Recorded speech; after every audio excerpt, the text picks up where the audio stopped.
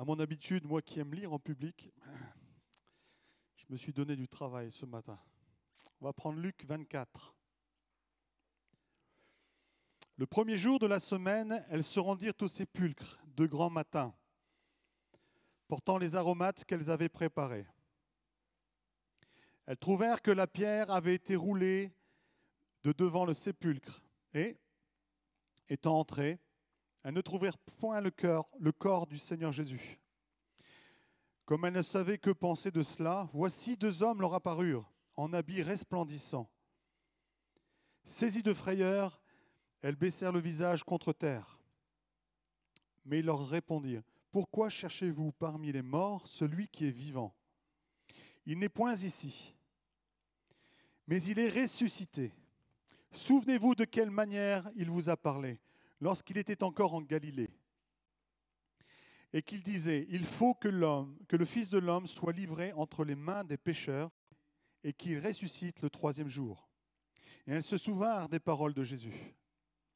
À leur retour du sépulcre, elles annoncèrent toutes ces choses aux 11 et à tous les autres. Celles qui dirent ces choses aux apôtres étaient Marie de Magdala, Jeanne, Marie, mère de Jacques, et les autres qui étaient avec elle. Ils prirent ces discours pour des rêveries, et ils ne crurent pas ces femmes. Mais Pierre se leva et courut au sépulcre.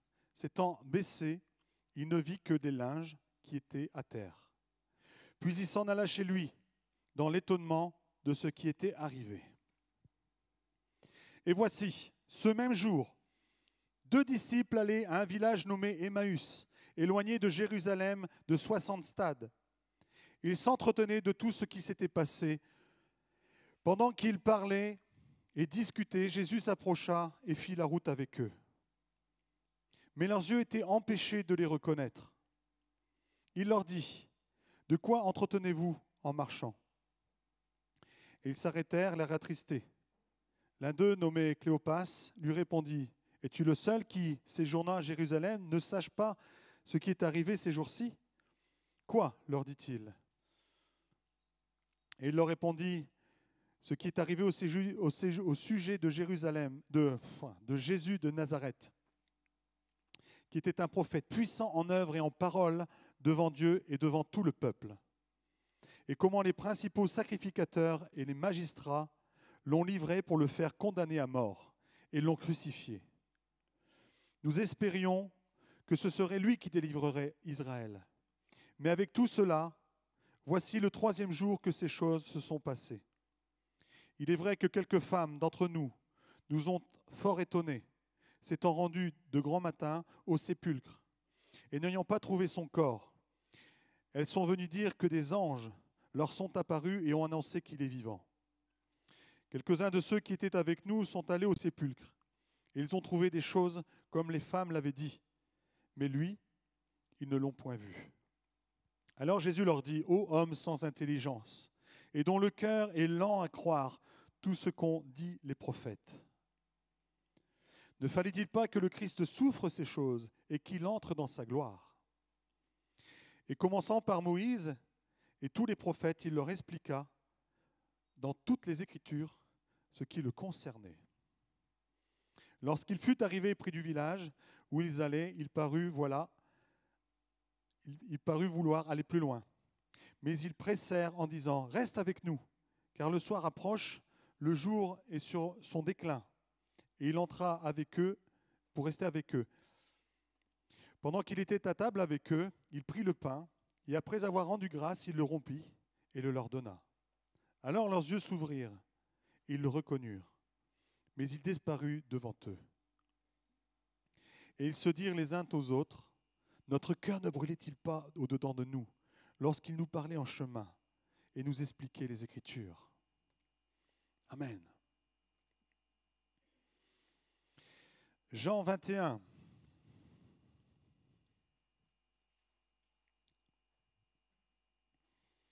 Après cela, Jésus se montra encore aux disciples sur les bords de la mer de Tibériade. Et voici de quelle manière il se montra. Simon, Pierre, Thomas, appelé Didyme, Nathanaël de Cana en Galilée, les fils de Zébédée, et 2 autres disciples de Jésus étaient ensemble. Simon Pierre leur dit, « Je vais pêcher. » Ils lui dirent, « Nous allons aussi avec toi. » Ils sortirent et montèrent dans une barque, et cette nuit-là, ils ne prirent rien.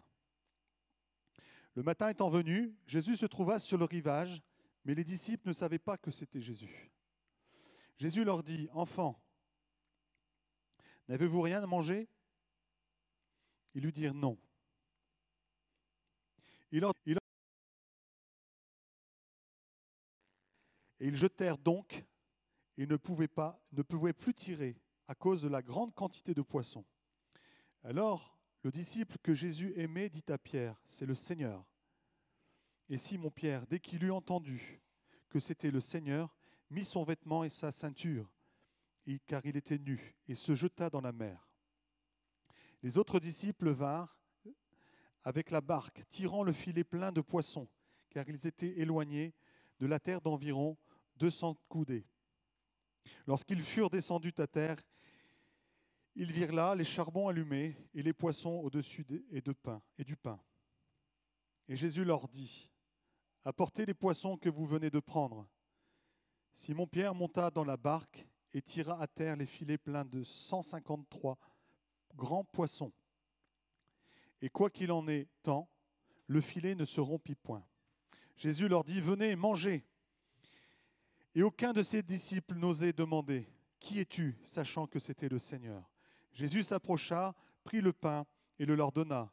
Il fit de même du poisson. C'était déjà la 3e fois que Jésus se montrait à ses disciples depuis qu'ils étaient ressuscités des morts. Amen. Amen. On a plusieurs situations où, à la suite de la crucifixion de Jésus, on voit un groupe de femmes qui va au sépulcre. Vous imaginez très bien la scène. Elles allaient au sépulcre en faisant la fête. Non, elles étaient attristées parce qu'en deuil. Amen. Quand on est attristé, quand on est dans le deuil, souvent il y a même cette notion de peut-être de découragement, de qu'est-ce qu'on va devenir maintenant ? Il y a ce flou qui est là. On est un peu perdu. On le voit aussi avec les disciples d'Emmaüs qui descendent. Ils discutent, ils sont complètement paumés. Nous, on avait tout investi en lui. On pensait que c'était lui qui allait changer Israël. Puis, les compteurs sont repartis à zéro. Ils nous l'ont crucifié. Attristés, découragés, complètement paumés. Pourtant, c'était des croyants, des disciples de Christ, des gens qui l'ont vu agir avec foi, qui ont entendu ses enseignements. Amen. Comme nous. Mais qui, parce qu'ils sont en train de traverser un moment de difficulté émotionnelle, ils ne voient plus Jésus physiquement, ils sont paumés. Combien de fois nous pouvons vivre ça ? Découragement, tristesse. Et nous n'avons pas cette grâce d'avoir Jésus physiquement. Nous dire, hey, gars, allez, hein.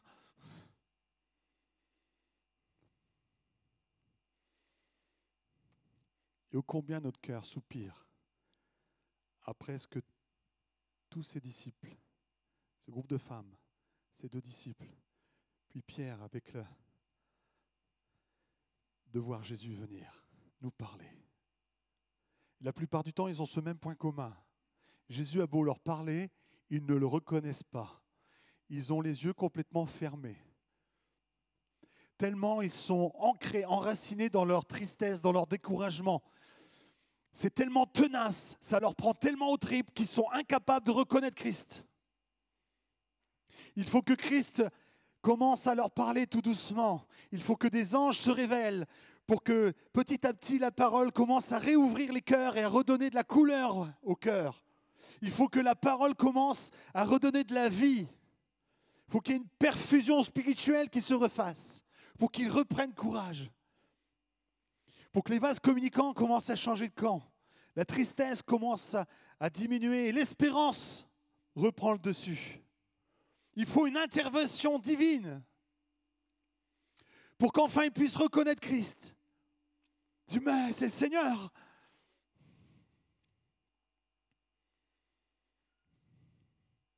N'as-tu jamais vécu de découragement comme ça? Peut-être c'est le cas aujourd'hui.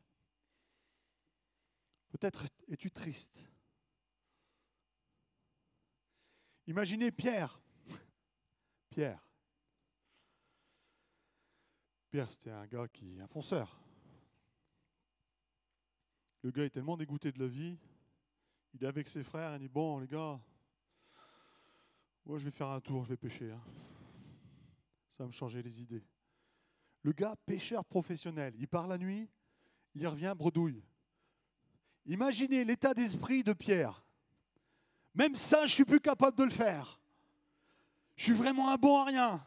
Je ne peux plus pêcher, j'ai plus de maître, qu'est-ce que je vais devenir?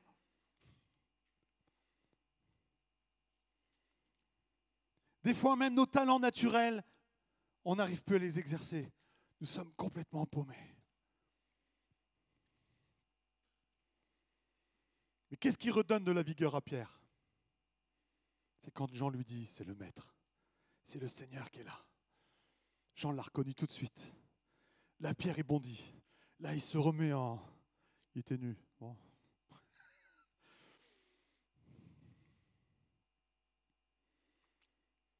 Là, Pierre retrouve la couleur tout de suite. Le Seigneur. Le Seigneur. Jésus va apparaître aussi dans la chambre haute. Il va enseigner les apôtres. Amen. Même là encore, il y en a un qui va dire, attends, t'es sûr que c'est toi? Jésus va lui dire, tiens, viens mettre ton doigt là. Viens vérifier que c'est bien moi qui ai été crucifié. Non, mais des fois, on est des sacrés Thomas. Hein. Il nous faut des confirmations de la confirmation, de la confirmation, de la confirmation, de la confirmation. Que Dieu a bien agi dans ma vie. Des fois, on est lent à faire l'inventaire dans notre vie des bénédictions de Dieu dans notre vie. Les autres sont bénis, mais pas moi. Et on a vraiment besoin, aujourd'hui, je pense, l'Église, avec un grand E, et particulièrement l'Église occidentale, a besoin, malgré qu'elle soit croyante, malgré qu'elle soit disciple de Christ, d'avoir cette révélation du Seigneur. Amen. C'est ces révélations du Seigneur qui va réveiller l'Église. C'est ça qui va faire commencer à lever les disciples. C'est ça qui va leur donner l'essence de tenir jusqu'à ce que la Pentecôte arrive. C'est ça qui va leur donner la force de tenir, de prier et d'attendre ce que Dieu a promis. C'est la révélation de Christ. Et nous avons régulièrement besoin d'avoir une révélation de Christ pour repartir comme tout à nouveau. Amen. Alors moi, en tout cas, je marche comme ça. Quand je ne vais pas bien, tu peux me dire ce que tu veux. Moi, je veux de l'en haut. Parce que je sais que si ça vient d'en haut, ça va repartir, mais ça va repartir. Amen. Et c'est de cela que l'Église a besoin aujourd'hui. Nous avons besoin de cette révélation. Et cette révélation qui vient remettre la vie en chacun de nous, qui vient remettre, vous savez, comme un ballon de baudruche qui se dégonfle, eh bien, on remet dedans et il reprend la forme. On dirait qu'il n'avait jamais été dégonflé. Pourtant, il devenait tout fripé, tout triste. C'était ça ton ballon? Mais quand c'est regonflé, il reprend sa belle forme, sa belle couleur, et c'est reparti.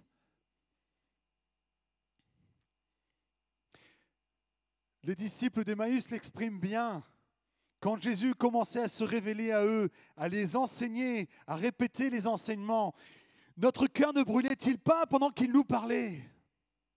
Quand Dieu se révèle à nous, quand il nous parle, ça brûle, ça fait du bien, ça reprend vie, ça nous réchauffe. Et on a envie de repartir. Et on se rappelle ce que Dieu nous a mis dans notre cœur. Il nous renouvelle notre appel, il renouvelle nos talents, et on repart comme tout à nouveau. Pourtant, la même situation est là, la même persécution, peut-être la même souffrance. Mais ta foi est renouvelée, tu repars, combatif. Alléluia! Nous avons particulièrement besoin de cette révélation.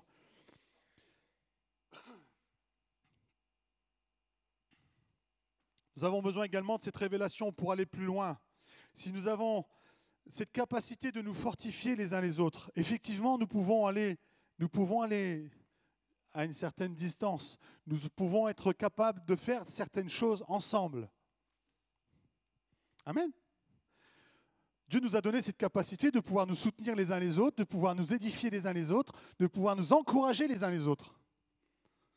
C'est le principe même de l'Église. La communion fraternelle. Je parlais juste avant des malades, ô combien leur foi a été boostée de sentir la prière de l'Église. Tous ceux qui sont passés un jour dans le deuil sentent le soutien de la prière de l'Église. De toute façon, c'est quand on est dans l'épreuve qu'on voit si l'Église est là ou si elle n'est pas là. Là, on se sent vraiment appartenir au corps ou si on est carrément à côté. C'est là que ça se révèle. Amen. Mais que c'est bon. C'est bon, mais c'est juste bon. Moi, ce que j'aspire, c'est que tous est une révélation spécifique de Christ. Un peu à l'image de l'apôtre Paul. Paul, comme nous tous, a eu sa révélation de Christ, lui permettant de se convertir, de faire de lui un chrétien. Mais ça ne s'est pas arrêté là. Paul a eu des multiples révélations de Christ. Il n'a pas son pareil dans la Bible. Il est l'homme de Dieu qui a le plus donné de détails sur les cieux, sur l'enlèvement, d'une précision, comme s'il avait vécu les choses. Mais ça, s'il n'a pas eu des révélations de Christ, ou alors c'est un... Mais ça, on ne peut pas l'inventer. La révélation de Christ va démultiplier notre appel. Paul, avec tout ce qu'il a reçu de Christ, rien que par son ministère, tout le bassin méditerranéen a été évangélisé. Un seul ministère. Waouh! La Bible dit « aspirez aux dons les meilleurs ». Aspirez aux dons les meilleurs. On ne parle pas simplement du « Ah Seigneur, je voudrais avoir le plus beau chant en langue de l'Église ». C'est pas ça qui va te faire de toi un super ultra TTS. Très très spirituel, hein, pour ceux qui ne savent pas. Mais de recevoir l'enseignement, la révélation nécessaire pour accomplir l'appel que Dieu a posé sur ta vie. Amen. Et moi, c'est ma prière, c'est que chacun ait cette révélation spécifique de Christ, l'enseignement spécifique de Christ, pour aller au-delà, pour aller là où Dieu veut qu'on soit, que l'on produise le fruit que Dieu attend que l'on produise. Pas celui qu'on veut, pas celui qu'on s'imagine. Nous, on se limite tellement, on a une vision tellement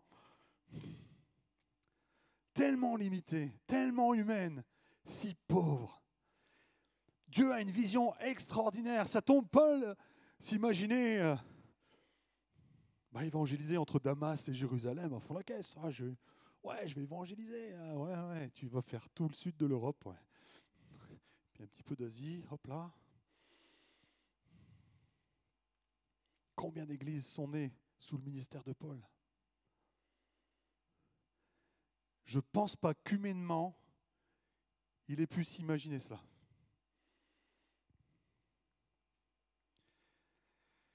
Mais si vous pouviez vous imaginer ce que Dieu a déposé sur votre vie, peu importe qui vous êtes, peu importe quel âge vous avez, peu importe quelle situation sociale dans laquelle vous êtes, peu importe si tu es un homme ou une femme, peu importe si tu es en bonne santé ou pas, si Dieu se révèle à toi, bon. Mais Dieu s'est révélé à qui?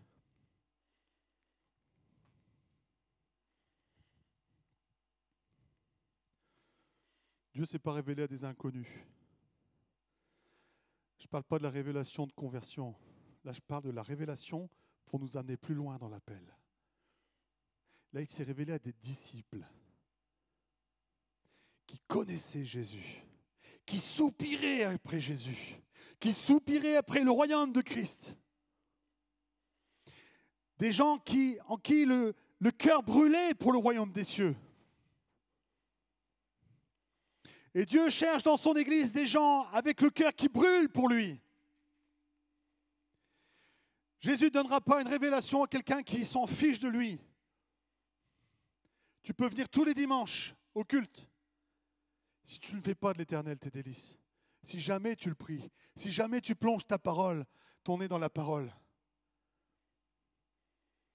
mais Jésus ne va pas te tomber dessus comme le loto. Hein. Jésus, ça ne marche pas au hasard. Aujourd'hui, je tombe sur lui. Non. Dieu cherche des hommes et des femmes sur qui il va pouvoir investir. Ceux qui vont vouloir se donner pour Christ, se donner pour son royaume. Ceux qui vont avoir le souci des âmes. Ceux qui vont au-delà de « Seigneur, bénis ma vie ».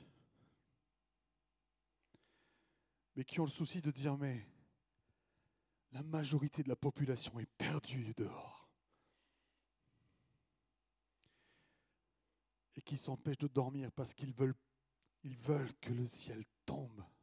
Ils veulent que les âmes soient touchées. C'est des gens comme ça que Jésus veut toucher. Paul n'était pas juste avant que Jésus le touche, mais il était rempli de zèle et il pensait vraiment servir dans la vérité. Il mangeait du chrétien, mais ce qu'il pensait que c'était juste. Et quand il a eu sa révélation, son zèle primitif a été multiplié. Le peu que tu es et que tu as, Dieu va le multiplier. Mais si tu as ce désir d'impacter le royaume,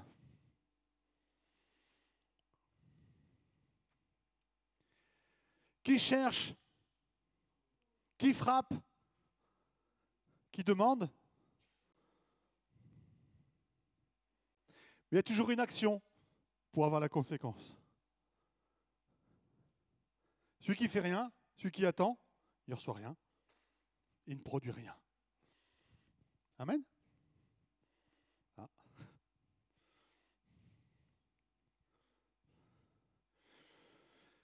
Désolé de vous le dire, mais bon, il y a une notion de travail avec le Seigneur. Quand Dieu a placé Adam et Ève dans le jardin, il leur a bien dit de s'occuper du jardin, de le cultiver et de le garder. Ce n'était pas le jardin. Nous, on imagine le paradis, voilà, Adam dans un hamac, Ève se promenant, cueillant des fleurs. Ah, les petits oiseaux qui chantent. Oh, regarde le joli serpent.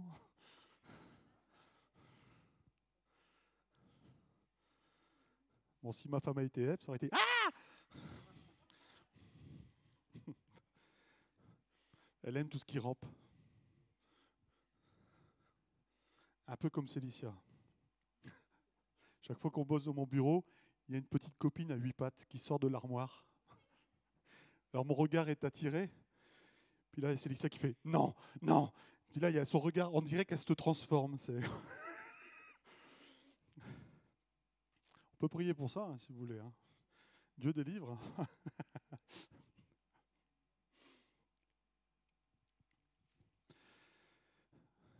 Je me suis perdu tout seul. Dieu cherche des hommes et des femmes qui travaillent, qui veulent bosser. Et je peux vous choquer? Pas des gens qui font des promesses d'ivrogne. Je t'assure, dès que tu m'auras béni, je vais me mettre à faire ça. Dès que je ferai ça. Dès que je ferai ça. Non. C'est Seigneur, je t'aime, je fais. Je fais. Je fais parce que je t'aime. Et parce que tu fais, Dieu va te toucher. C'est pendant l'action que Dieu bénit. C'est pendant la marche qu'Israël était béni, que les souliers ne s'usaient pas, que les vêtements ne se flétrissaient pas. Dieu pourvoyait à leurs besoins parce qu'ils étaient en marche. Ils étaient en marche où Dieu voulait qu'ils soient. À chaque fois qu'Israël a fait le contraire de la volonté de Dieu, la bénédiction se stoppait automatiquement. Et à chaque fois que tu te stoppes dans ton service, tu coupes une bénédiction. À moins que ce soit Dieu qui t'ait demandé de le faire. Amen.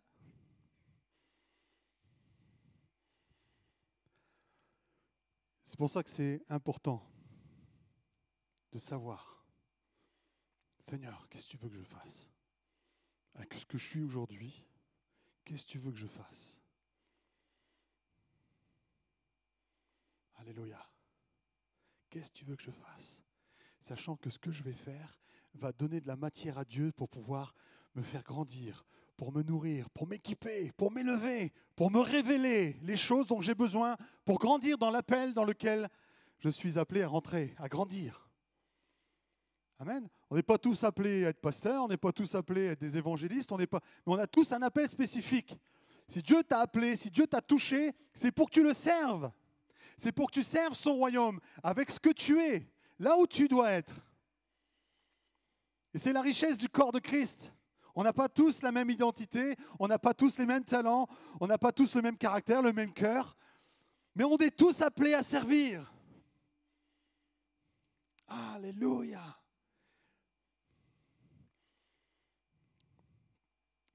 Il n'y a pas que les services dans l'église locale dans laquelle nous sommes ce matin. Révèle-moi ce que je dois faire, Père. Il y a trop peu de révélations de ministères qui envoient vers l'extérieur.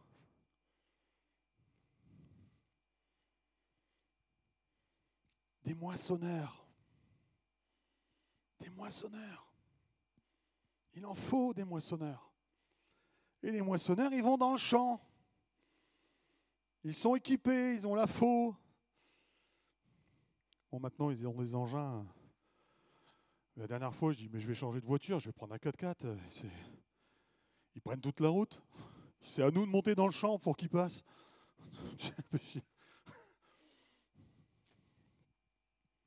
Quel est ton appel? Et quel que soit ton appel, quel que soit ce que tu vis aujourd'hui, tu as besoin que Dieu te révèle et te fasse repartir comme tout à nouveau.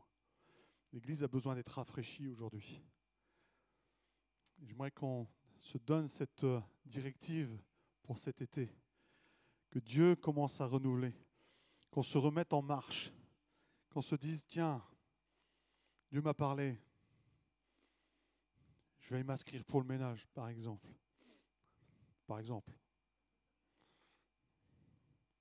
Celui qui a des oreilles entende ce que l'Esprit dit à l'Église.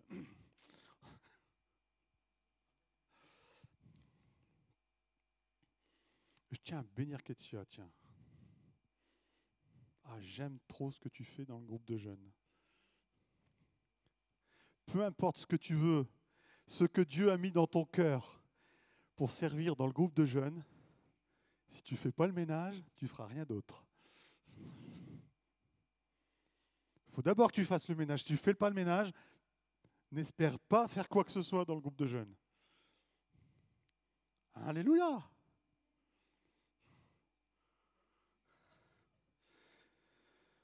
C'est une bonne dictature. Moi, je bénis ça. J'ai dit, tu as raison. Et je suis avec toi, Ketsia. Et tout le conseil est avec toi. Donc normalement, quand vous sortirez du groupe de jeunes, vous aurez encore gardé le pli d'être toujours sur les listes du ménage. On parle du ménage, mais il y a plein d'autres services à faire. J'étais vraiment heureux il y a quelques semaines, là, un mardi soir, où on a fait travailler sur quelques questions.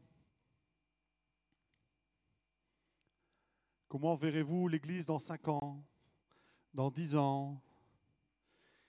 Qu'est-ce que vous voulez? Qu'est-ce qui pour vous est bon dans l'Église qu'il ne faut surtout pas que ça change? Qu'est-ce qu'il n'y a pas que vous aimeriez qu'il y ait? C'était intéressant les réflexions qui sont sorties.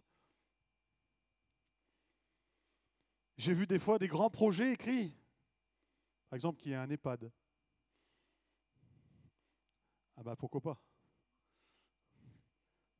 C'est aussi être une oasis de répondre d'impacter notre agglomération avec un tel établissement. Mais ça me fait penser des fois, une fois une sœur qui était venue, j'ai vraiment à cœur qu'on ouvre une école chrétienne. Je dis, ouais, c'est bien. Et elle me dit, c'est quand que tu commences? Ah, moi je commence pas, moi je suis pasteur, je ne suis pas directeur d'école.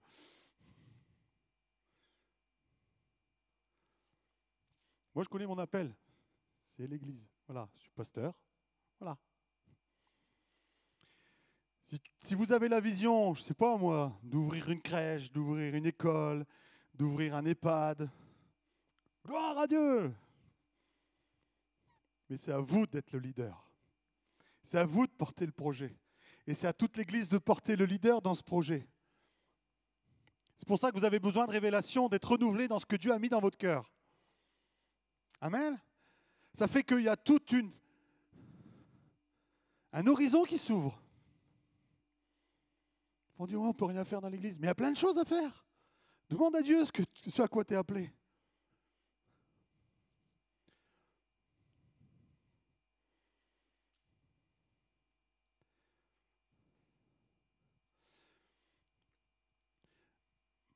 Là, les maraudes se sont arrêtées. Faute de bras, faute de volontaires.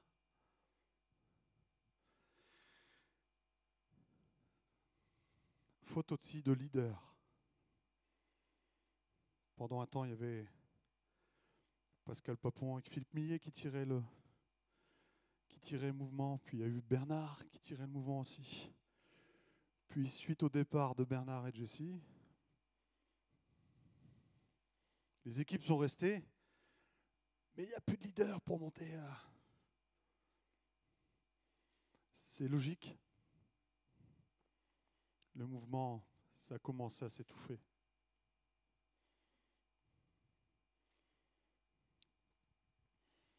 Alors certains m'ont dit, mais c'est à toi de tirer ça. Mercredi soir, c'est pas possible.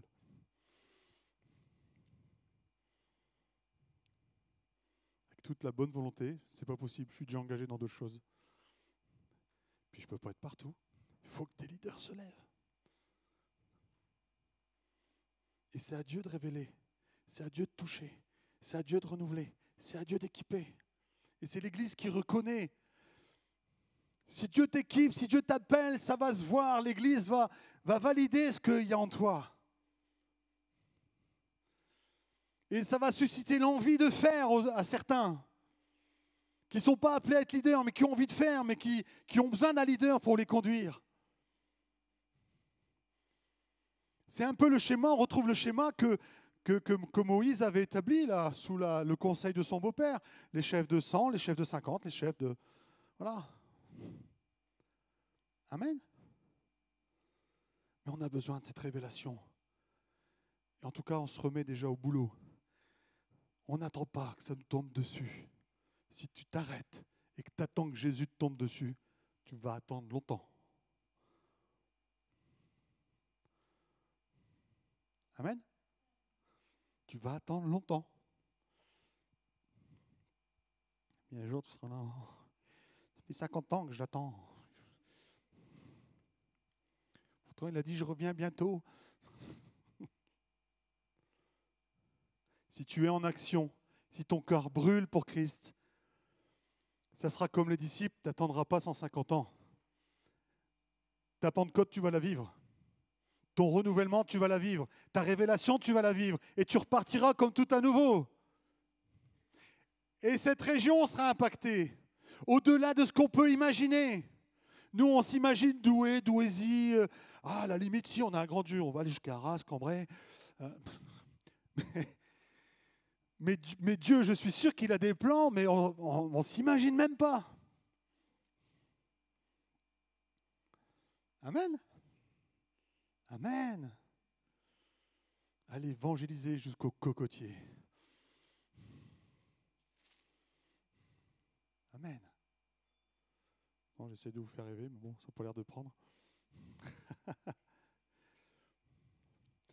Dans tous les cas, je ne sais pas quel est l'état de votre cœur aujourd'hui. Quel est l'état de votre âme? Quel est votre état physique? Ce qu'il y a de sûr, c'est que si ton cœur brûle pour Christ, Dieu veut te révéler qui il est. Parce que c'est de ça dont tu as besoin pour repartir. Et c'est de la révélation des choses qui concernent ton appel dont tu as besoin. Pour repartir comme tout à nouveau, pour aller même plus loin que ce que toi, tu aurais imaginé. Et ça commence maintenant. On change de mentalité et on soupire après Christ. Et on soupire après Dieu. Et on soupire après son royaume. Notre cœur ne brûlait-il pas quand il nous parlait? Amen. On va prier. Alléluia. Père, merci.